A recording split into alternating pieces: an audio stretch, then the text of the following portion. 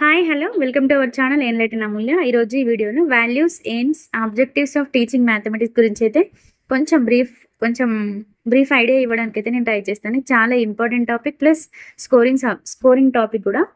చూడండి, అసలు values, aims, objectives of teaching mathematics అంటే ఈ చాప్టర్ ఎందుకు, అసలు మనం ఎందుకు వాల్యూస్, ఎయిమ్స్, ఆబ్జెక్టివ్స్ గురించి నేర్చుకోవాలంటే, మనం ఇక్కడ ఎదురయ్యే ఫస్ట్ క్వశ్చన్ ఏంటంటే why do we teach maths. అసలు మనం మ్యాథ్స్ ఎందుకు బోధించాలి?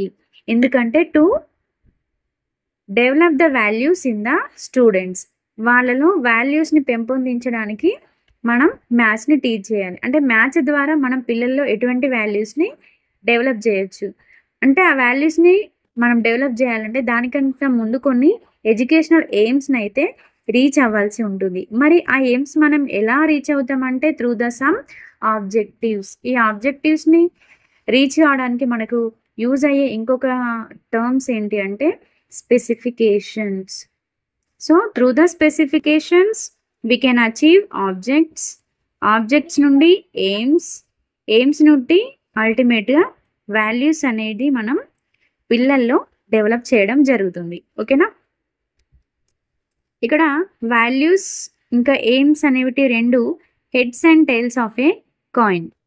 Actual outcomes of aims are values. అంటే ఈ ఎయిమ్స్ నుండి వచ్చే అవుట్కమ్స్నే మనం వాల్యూస్ అంటాం. అంటే ఈ ఎయిమ్స్ ద్వారా మనం ఏం నేర్చుకున్నాం, ఎటువంటి అవుట్కమ్ వచ్చిందో దాన్ని మనం వాల్యూస్ అంటాం. ఫర్ ఎగ్జాంపుల్, మ్యాథ్స్ నేర్పించడం మన లక్ష్యం. మ్యాథ్స్ నేర్పిస్తున్నాం, దీని ద్వారా మనం ఎటువంటి అవుట్కమ్స్ వస్తాయి, దానిని మనం ఏమంటున్నాం, వాల్యూ అంటున్నాం. అవునా? ఇక్కడ ఎటువంటి వాల్యూస్ ఉంటాయంటే మ్యాథ్స్ ద్వారా ఎటువంటి వాల్యూస్ని మనం పెంపొందించగలుగుతాం అంటే చాలా వాల్యూస్ ఉన్నాయి. ప్రాక్టికల్ వాల్యూ కావచ్చు, కల్చరల్ వాల్యూ కావచ్చు, డిసిప్లినరీ వాల్యూ, సోషల్ వాల్యూ, ఇంకా ఇంటలెక్చువల్ వాల్యూ, ఇంకా ఆస్థెటిక్ వాల్యూ, క్రియేటివ్ వాల్యూ, ఇంకా సైకలాజికల్ వాల్యూ. సో ఇవన్నీ వాల్యూస్ అనేది మనం ఎయిమ్స్ ద్వారా వచ్చేటువంటి అవుట్కమ్స్. ఎయిమ్స్ నుండి వచ్చే అవుట్కమ్స్ని వాల్యూస్ అంటున్నాం. మ్యాథమెటిక్స్ ద్వారా దాదాపు ఇన్ని రకాల వాల్యూస్ని అయితే మనం పొందగలుగుతాం. సో ఇక్కడ వాల్యూస్ ఉండే ఇంకా ఎయిమ్స్ అనేవి రెండు హెడ్స్ అండ్ టైల్స్ లాంటివి కాయిన్కి. ఎందుకంటే ఈ ఎయిమ్స్ ద్వారానే మనం వాల్యూస్ అనేవి వస్తాయి కాబట్టి without aims there is no values. ఓకేనా? ఇక్కడ వాల్యూస్ కూడా మనకి రెండు రకాలు ఉంటాయి. ఒకటేమో relative value, second one absolute value. ఓకేనా? ఈ రిలేటివ్ వాల్యూ ఏంటంటే, relative values may be changes based on the place and time. According to place and time the values may changes. అంటే ఏ వాల్యూస్ అయితే చేంజ్ అవుతున్నాయో దాన్ని రిలేటివ్ చేంజెస్ అంటాం, relative values అంటాం. సో ఎక్కడికి వెళ్ళినా, ఎటువంటి ప్లేస్కి వెళ్ళినా, ఏ టైంలో అయినా ఎటువంటి చేంజెస్కి లోన్ కాకుండా ఉన్న వాల్యూస్ని ఏమంటారంటే అబ్సల్యూట్ వాల్యూస్ అంటారు. ఓకేనా? ఈ వాల్యూస్ మీద కూడా మనకి కొన్ని కమిటీస్ ఉన్నాయి, ఇవి చాలా ఇంపార్టెంట్, చూసుకోండి. In 1959 the government of India appointed a committee under the chairmanship of Shri Prakasa. ఎవరు? Shri Prakasa. He suggested to develop the ఈయన ఏం వాల్యూస్ గురించి చెప్పిండంటే, he suggested to develop the moral values and religious values. 1959లో వేసినటువంటి కమిటీకి చైర్మన్ శ్రీ ప్రకాశ తను మోరల్ వాల్యూస్ ఇంకా ఎడ్యుకేషనల్ వాల్యూస్ అనేది, మోరల్ వాల్యూస్ ఇంకా రిలీజియస్ వాల్యూస్ అనేది ఎడ్యుకేషనల్ ఎయిమ్స్ ద్వారా సాధించాలి అని చెప్పడం జరిగింది. దీని తర్వాత 1996లో యునెస్కో కూడా ఒక కమిటీ వేయడం జరిగింది. UNESCO appointed Daler Committee. Daler Committee. This committee reported with the title, ఒక టైటిల్ ఇచ్చింది. ఆ టైటిల్ ఏమంటే లెర్నింగ్ ట్రెజర్ విత్-ఇన్. ట్రెజర్ అంటే ఏంటి? నిధి. నేర్చుకోవడం ద్వారా నిధిని కనిపెట్టడం. ఓకేనా? Learning treasure with-in. This committee suggested to develop democratic values, next human values, creative values among the students. అంటే డేలర్ కమిటీని యునెస్కో 1996లో అపాయింట్ చేయడం జరిగింది. ఈ కమిటీ ఎటువంటి వాల్యూస్ని డెవలప్ చేయాలంటే democratic values, human values, creative values అనేది స్టూడెంట్స్లో డెవలప్ చేయాలని చెప్పడం జరిగింది. And the purpose of education is to develop the appropriate values among the students. అసలు ఈ ఎడ్యుకేషన్ సిస్టమ్ యొక్క మెయిన్ ఎయిమ్ ఏంటి అంటే అప్రోప్రియేట్ వాల్యూస్ని స్టూడెంట్స్లో డెవలప్ చేయడమే. ఓకేనా. ఇక్కడ సో 2 కమిటీస్ ఉన్నాయి చూడండి. 1959లో శ్రీ ప్రకాశ కమిటీ నుండి ఏమొచ్చిందంటే మోరల్ వాల్యూస్ ఇంకా రిలీజియస్ వాల్యూస్ అనేవి డెవలప్ చేయాలని చెప్పింది. కానీ 1996లో యునెస్కో వేసినటువంటి డేలర్ కమిటీ ఏం చెప్పిందంటే దానికి ఒక title learning treasure within శీర్షికతో వెలువడింది. ఇందులో డెమోక్రటిక్, హ్యూమన్ వాల్యూస్ ఇంకా క్రియేటివ్ వాల్యూస్ని పిల్లల్లో డెవలప్ చేయాలి అని చెప్పడం జరిగింది. సో ఇక్కడ ఒక్కొక్క కమిటీ కొన్ని రకాల వాల్యూస్ని అయితే పిల్లల్లో డెవలప్ చేయాలని చెప్పడం జరిగింది. అట్లనే ఇక్కడ కొంతమంది మ్యాథమెటిషియన్స్ క్లాసిఫైడ్ చేయడం జరిగింది. అంటే classification of values of maths teaching.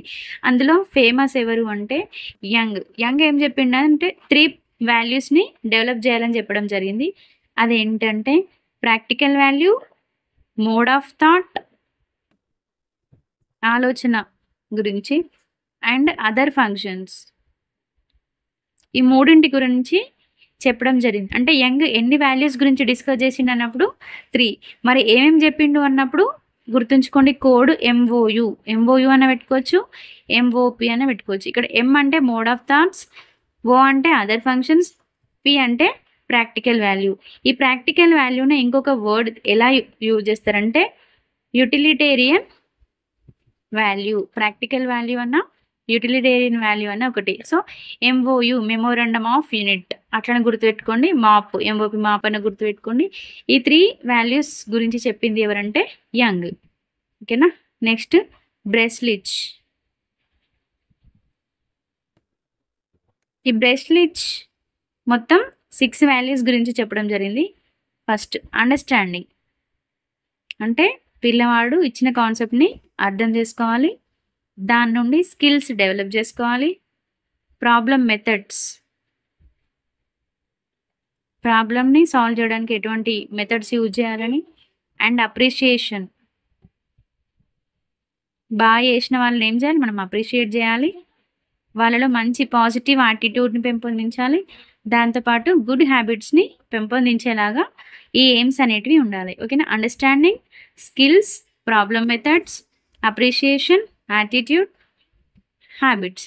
So దీనికి కోడ్ ఏంటంటే సూఫా బ్రెస్లిచ్ సూఫా గుర్తుపెట్టుకోండి. బిఆర్ఎస్ బిఆర్ ఉంది కదా, తర్వాత ఎస్ అని పెట్టుకోండి. సూఫా. ఎస్ అంటే స్కిల్స్, యు అంటే అండర్స్టాండింగ్, పి అంటే ప్రాబ్లం మెథడ్, హెచ్ అంటే హ్యాబిట్స్, ఏ అంటే అప్రిషియేషన్, ఏ అంటే యాటిట్యూడ్. సో మీరు అన్నింటికీ ఇట్లా కోడ్ పెట్టుకోవాలి. ఎందుకు కోడ్ పెట్టుకోవాలంటున్నా బ్రెస్లిట్స్ అని ఇచ్చేసి కింద 4 ఆప్షన్స్ ఇస్తాడు. ఇందులో బ్రెస్లిట్స్ చెప్పని వాల్యూ ఏది అని అడిగినప్పుడు తను ఏ వాల్యూస్ గురించి చెప్పిండో మనకి పర్టికులర్గా తెలిసి ఉండాలి కాబట్టి దీనికి కోడ్ పెట్టుకోండి. ఓకేనా. నెక్స్ట్ మ్యాథమెటిషియన్ ఎవరు అంటే మున్నిక్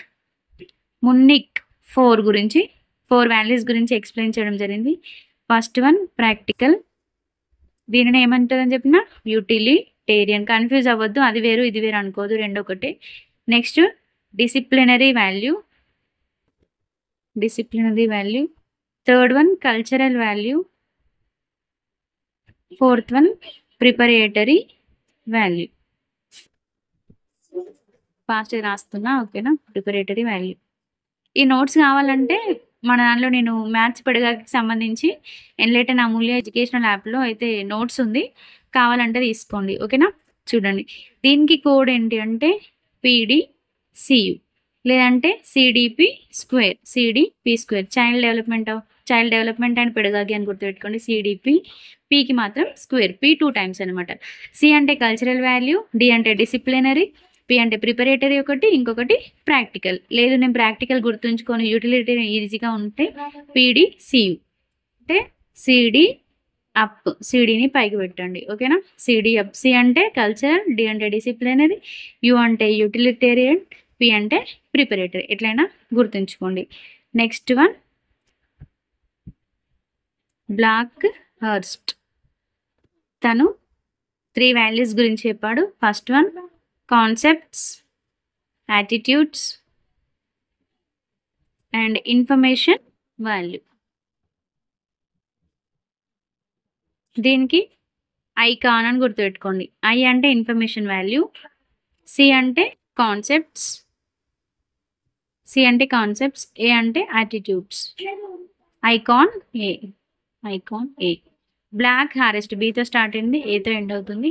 black హర్స్ట్, icon A, information value, concepts and attitudes. Next scrolling 4 values. వీటితో పాటు ఇంకొకటి ఎక్స్ట్రా ఉంటుంది, ఓకేనా. కాన్సెప్ట్స్, యాటిట్యూడ్స్, ఇన్ఫర్మేషన్తో పాటు ఎబిలిటీ ఉంటుంది. ఆల్రెడీ దీనికి మనం పెట్టుకున్నాం కదా ఐకాన్ ఏ అని. సో దీంతో పాటు ఏం పెట్టుకోవాలంటే ఐకాన్ ఏ ఎబిలిటీస్ అని పెట్టుకోవాలి. ఎబిలిటీస్. ఐకాన్ ఏ అంటే ఇన్ఫర్మేషన్, కాన్సెప్ట్స్, యాటిట్యూడ్స్. ఇక్కడ ఒకటి ఎబిలిటీ అనేది ఎక్కువ వచ్చింది. So these are the classification of values according to different mathematicians. Okay, see you next class.